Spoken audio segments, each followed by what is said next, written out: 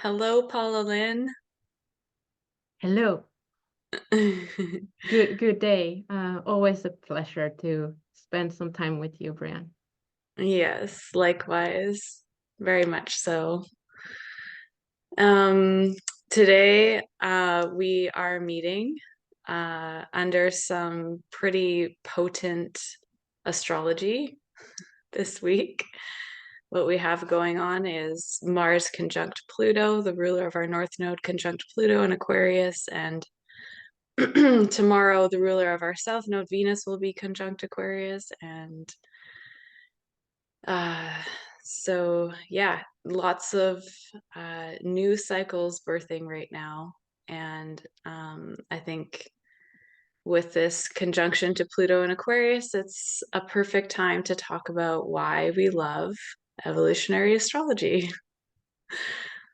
Yeah, Yes, yes, agreed. yeah.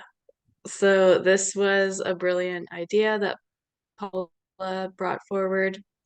And yeah, I guess I just want to start off with asking you, Paula, like what brought you to evolutionary astrology first off, and what if there was a singular moment or just a major theme that really got you excited about it. If you wouldn't mind sharing that story, I would love to hear it. Mm. I think like I got gradually into it. So I was first following the moon phases or like the full and new moons, and uh, that got me excited to look more into astrology. So then I started listening to some different astrologers on YouTube, and then learning more with the years, and then recently last year also in Astro School at Rasa Lila Healing. Yeah, and I think like why it's so interesting to me is because it teaches us about the foundational energies of life and of the universe, and gives us like a big picture, holistic view of what life's about. So that's one main thing why I love it so much. Cool. Cool. Thank you so much for sharing. Yeah. Yeah. And I I'd think love to for hear. Sorry. Oh yeah, I was gonna tell you anyways. Good. I was gonna tell you anyways. Um, yeah, I I love how, first of all, I just want to reflect back from what you said. I love how it was the moon who first caught your eye, so to speak, and sort of like pulled you into this desire to learn more. I really love that. Because when we think about the moon and evolutionary astrology, it is so central, right? It is us, it is the ego, the vehicle through which our human experience manifests and our evolutionary journey manifests, right? It's like it can't happen without it. So I just want to say that I love that it was that very, very personal, intuitive sense that like drew you in to want to know more. Yeah. And and we met in the Rasa Lila Healing Community. We both have participated in the Astro School, which is an amazing school. Timothy Halloran teaching evolutionary astrology, and yeah, what a great way to dive in, hey?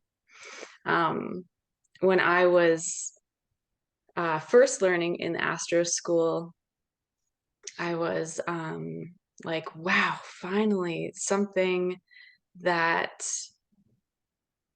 that goes to the depth of where I want to go. you know. I'm a deep sea diver. I like to dive in deep, and I'm a social worker, and I was very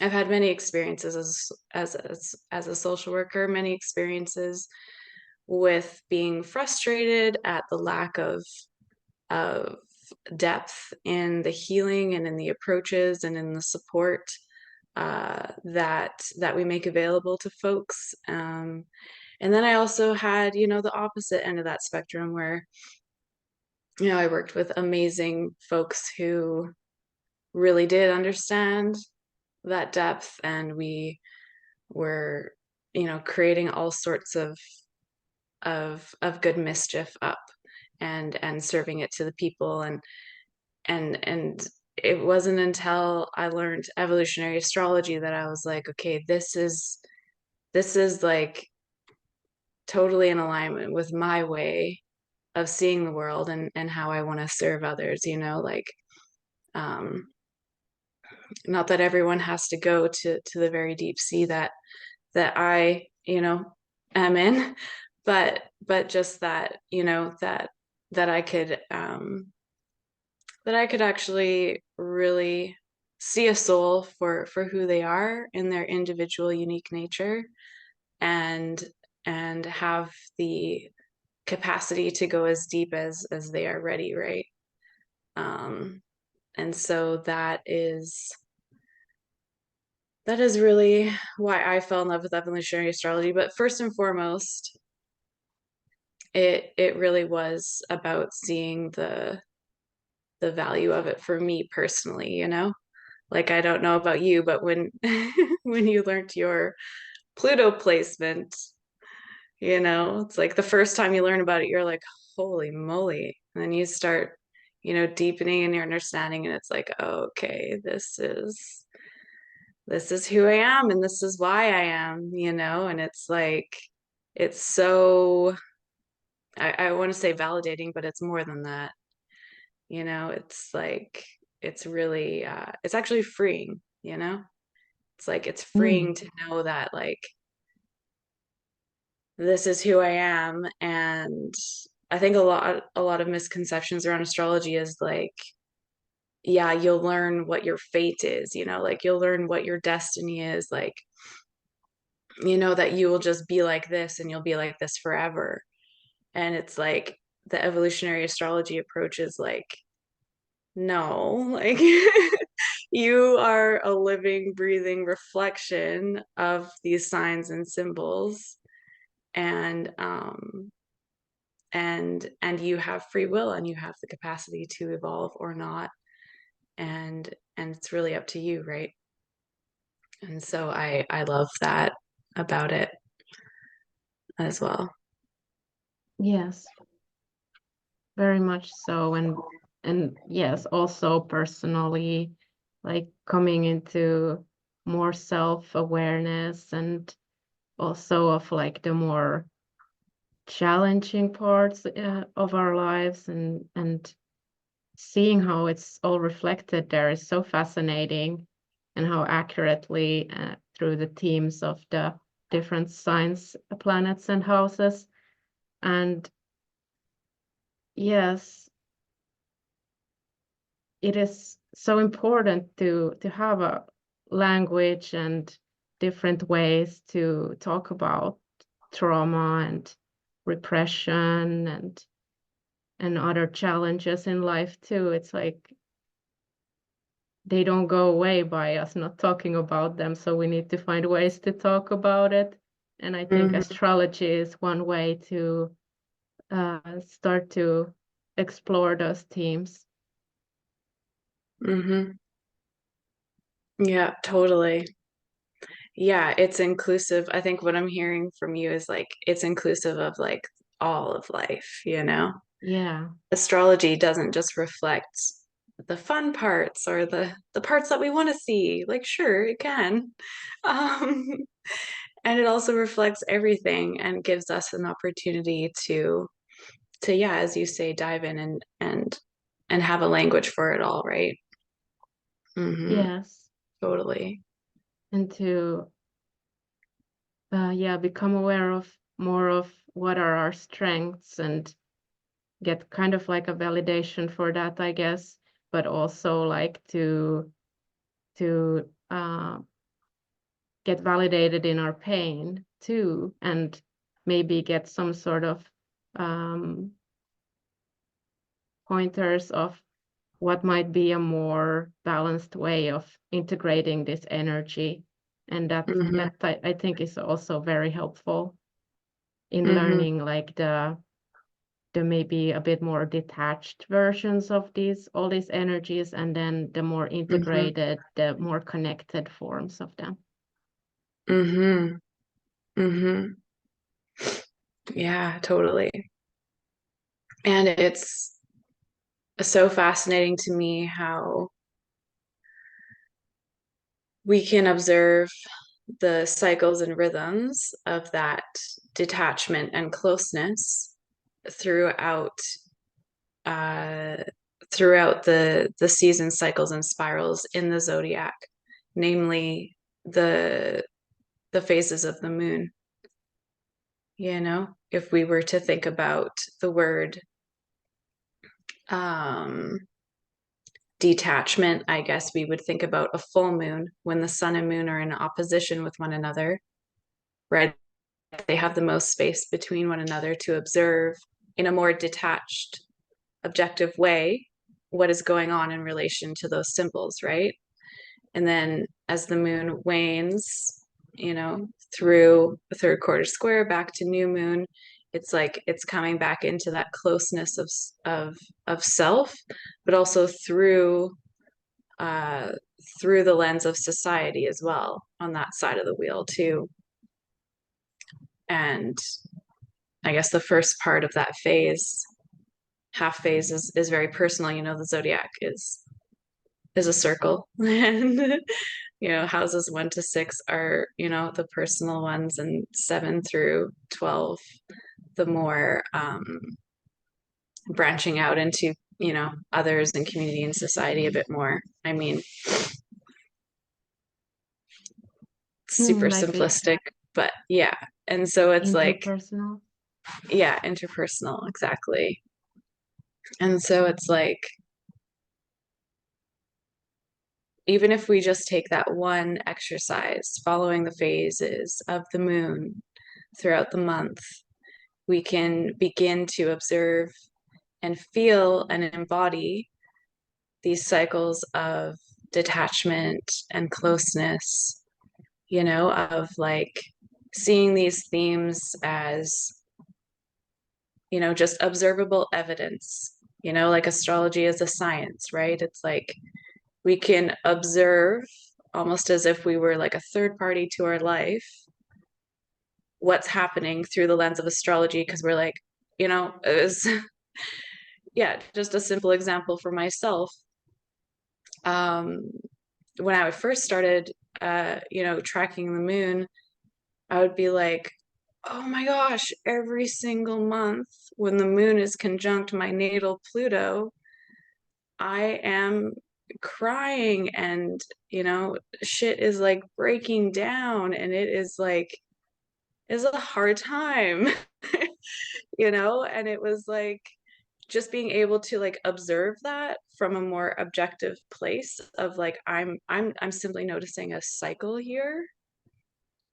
And then as you say, like simultaneously being able to feel the closeness of that, right? Because it's like the moon is our inner emotional world, and so I was simultaneously feeling all of that go through me, you know, every single month, and I still do, you know. And it's like through that uh symbiotic relationship of observing and feeling it flow through me, I'm able to every single month like have a different experience when the moon conjuncts my Pluto, or have the same experience and learn something different. Like, you know, like it's there's always evolution, you know.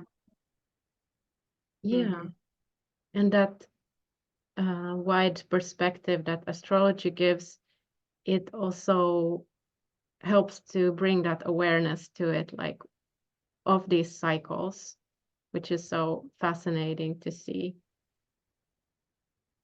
Mm-hmm. with the moon, especially because it's like how like we feel that I feel the very most, but also then with the different planets with their different cycles, different amount of time it takes to for them to complete different cycles and have different new cycles with a relation to each other, and Mm-hmm. all this beautiful dance in the skies that reflects kind of our inner world at the same time. Yeah, totally. Totally. Yeah, that's the golden nugget of why I love it for sure, is observing these cycles, these spirals, these seasons and these phases. Um, and that's where I really think that we can reach depths of true healing through evolutionary astrology. Even just taking the transits of this week into account that I started this conversation with, it's like, you could look at the zodiac in a very sort of like top down linear way and be like, okay, Mars and Pluto are conjunct in the first degree of Aquarius. So this means that we are, straight away liberating our desires and having the freedom to live our passions and go our own way. And, it's going to be really driven by soul, and it's all happening right now. Or you can look at what's happening right now and be like, they are initiating a new phase with this conjunction, right? And that's like putting the moon's phases through the relationship of every single planet or asteroid that we are, looking at in the zodiac. It's like then we can see like, okay, this essence of Mars, Pluto in the first degree of Aquarius is beginning a new phase. They're beginning a new cycle, And so maybe it's not necessarily the time that we straight away feel super free and are liberating our passions and our sexuality and everything. It's like maybe this is a poignant like acupuncture point in time of where we can like seed and just be in the unknown, in the spontaneous instinctual expression of like what, just like trying to tune into like what is this new cycle bringing, what do I want to bring to this new cycle, right? Yeah.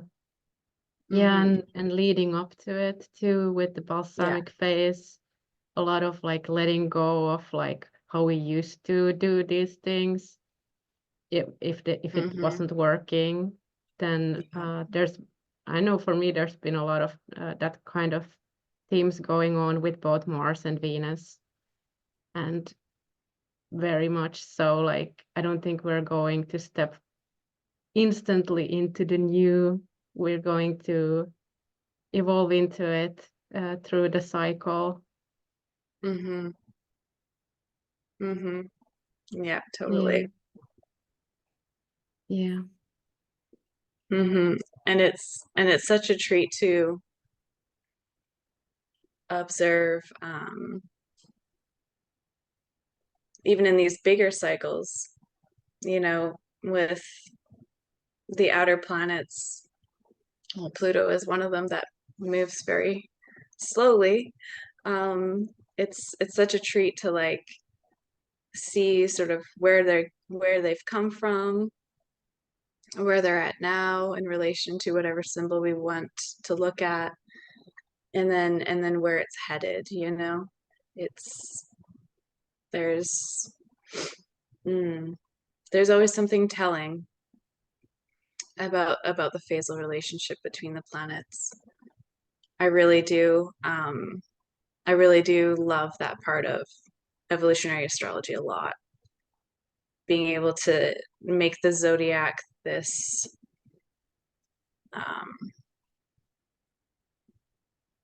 yeah, alive, living, breathing, like we can see and feel it in our lives inside of us and in our environments and in the world around us because we are reflecting it, you know? Like kind of like what you said earlier, we are reflecting it. And Mm. and that is always such a joy in my life, such a treat in my life to like continually be discovering more through my observation of nature by life happening and then seeing, you know, the correlation to the symbols and the cycles in the astrology, you know. It's there's always more to learn. And I Oh love a yeah. never-ending learning story, so Yeah, same. And I feel like it helps to strengthen the connection between the conscious and unconscious mind too, mhm, through these symbols and by combining that awareness and that lived experience. So I think mhm, that's very beautiful indeed. mhm, mhm. Yeah. Mhm. Totally. Do you have a story that you could share? And I know that I'm putting you on the spot right now, so if nothing comes, that's fine. But I'm curious if you have a story you can share about a time when you saw the astrology being reflected in life and maybe it being a moment, whether it was an aha moment or a oh shit moment or a you know, whatever. Do you have anything off the top of your head? Well, I guess I can say something about like the recent times. Okay. So I was tracking the planets in Capricorn and Pluto moved to Aquarius and then um, Mercury, Mars, and Venus all were closing up, coming closer and closer to Pluto, and I think Mercury and Venus already went over. No, Mercury and Mars, and Venus is still gonna go, like you said, over soon. But yeah, for me, I don't know. I have been feeling um, emotional catharsis or like emotions coming up from the past. I think that links to the South Node in Libra too. That's going on, and the North Node in Aries with like clearing the nervous system of what's still there, being repressed emotions from the past. And we also talked about that in the talk on the Moment podcast about Wind Horse a bit, about how we need to face and feel those emotions to for it to clear out, and so that we are a more clear channel for the energies of life to flow. And I think that's been like one of the main things I guess I'm learning is that letting go or like facing and feeling also like the overwhelming feelings. And yeah, it links to the Chiron I have in the first house in Cancer. But yeah, I think it's like, yeah, I'm very much in that process. The Especially now, like when Mars went over the 29th degree of Capricorn, I have a stellium in Capricorn, so I think that's also why it affected me so much personally. The progressed Mars I have is now at 29 Capricorn, so and I think my Venus is 5 of Aquarius, so it's really activating these themes, and it's the 7th house in that progress chart for me. So about relationships, and yeah, so it's been pretty intense for me, but Okay. I'm also like feeling that I am building more of like that sort of an interconnected community where I feel safe to share about my experiences. Hmm. So that's also great to notice. So, Aquarius is my North Node, so I'm coming to the community. Cool. Cool. Yeah, Thank you so much for sharing. thank you Hmm. for asking. Yeah. And that's it right there, you know. It's like straight away into the tender and into the rawness and the realness, you know. And yeah, Yeah, so I commend you for your bravery of doing the feeling of the emotions, you know. That's in evolutionary astrology, that's what Jeffrey Wolf Green talked about quite a bit, was how we evolve through feeling our emotions. You know, the soul, if it goes through an experience that hurt it, you know, it wants to go through that grief process of crying those tears and feeling that pain so that it can learn, you know, how to evolve from that and how to move on from that and and shed that major layer of that cycle of learning, right? yeah. I also And want to add like that for sure there was resistance with mm, like when it is coming up. Like mm-hmm, I'm feeling like a like that kind of like tingling emotions in like my nervous system before it comes up, and then I know that's okay, something is coming and I don't want to feel it. I don't want to feel it, but then yeah, at some point I have to, and a part of me does want to feel it because I know that it will help me to move on and to process it. But I just want to say like that that's also part of it. Like it's not wrong to feel a bit daunted by it too, because it is mm, heavy. mm-hmm, yeah, totally, Yeah. totally, yeah, I fully agree. The resistance is real.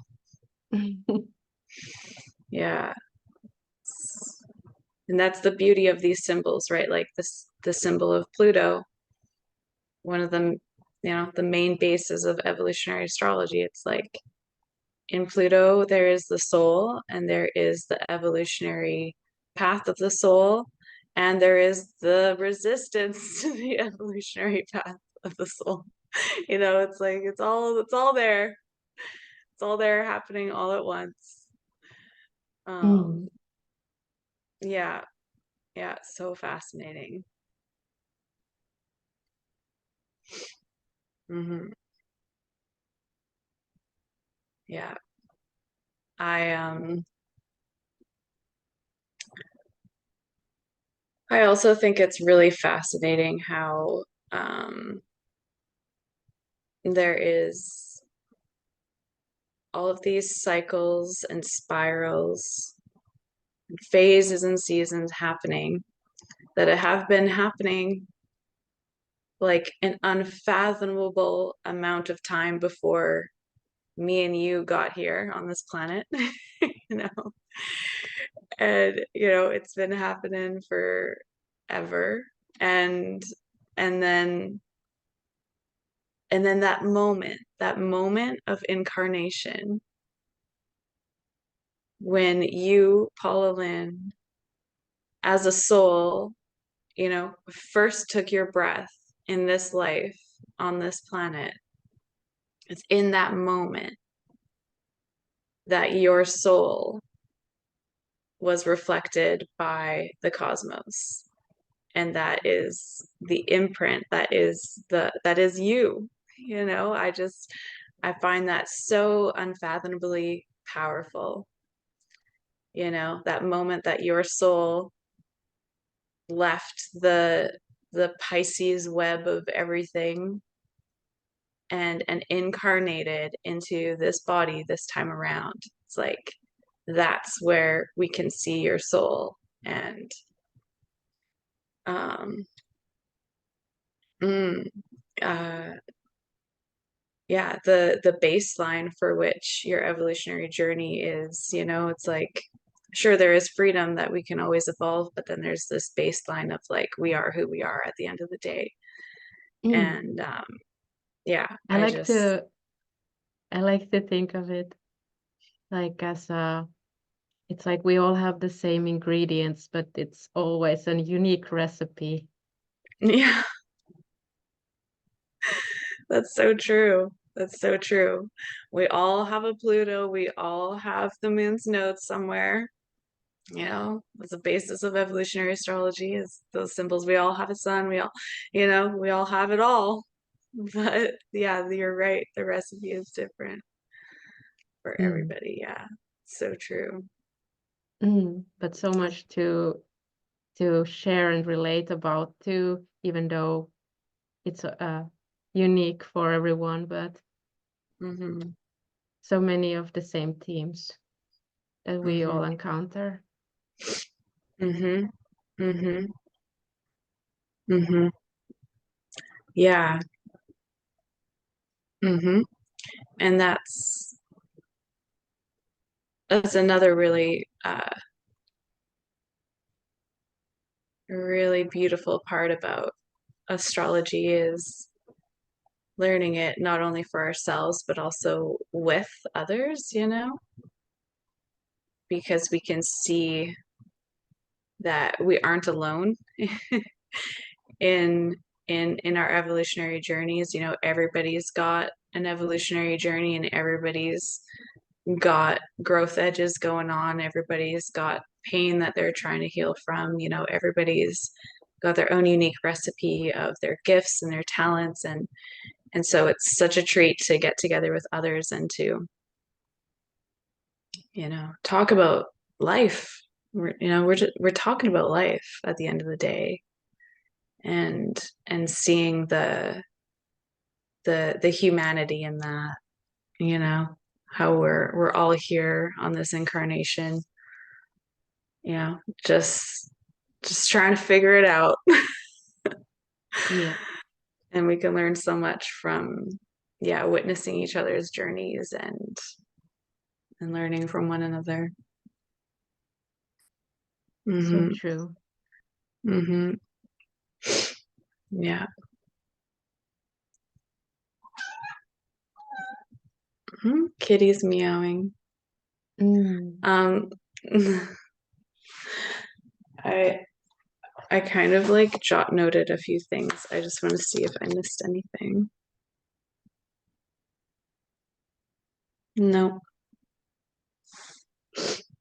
Well, I mean, I guess the other thing to touch on would be that evolutionary astrology is natural law. That's what Jeffrey Wolf Green essentially was teaching, was natural law. And this uh natural law is a very objective thing, right? It is what it is. There are natural laws to being on this earthly plane. And I really see evolutionary astrology as living and breathing, and I interact with it every single day, just through my goings about in my day. And it doesn't, yeah, it is sometimes sitting down at the computer and studying a birth chart and, you know, all of that for sure. Studying, the potentials of what this symbol could express and that symbol and blah, blah, blah. And then when we go out into the world, into ourselves, you know, it's like we can really observe it all play out. And so I love that. I love that it's a science. I love that with all of these cycles and spirals happening, we can really understand uh, the essence of life and natural laws, and we can measure with accuracy, you know, at certain junctures of the cycle, you know, different turning points of the wheel, so to speak.